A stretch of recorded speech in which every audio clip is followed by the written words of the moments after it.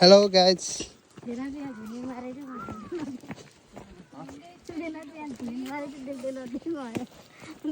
बाटोमा फेरि ल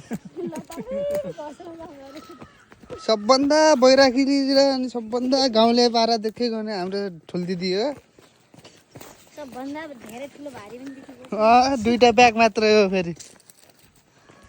त्यो ब्यागमा फेरि के छ थाहा छ एउटा लिपस्टिक छ के छ एउटा लिपस्टिक छ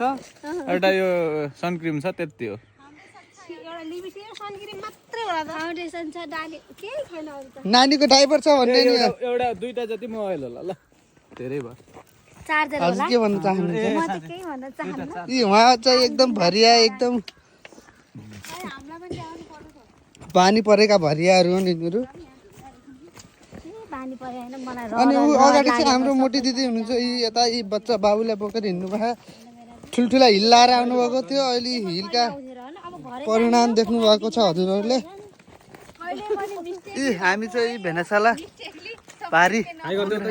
हाई गर्दौ गाइस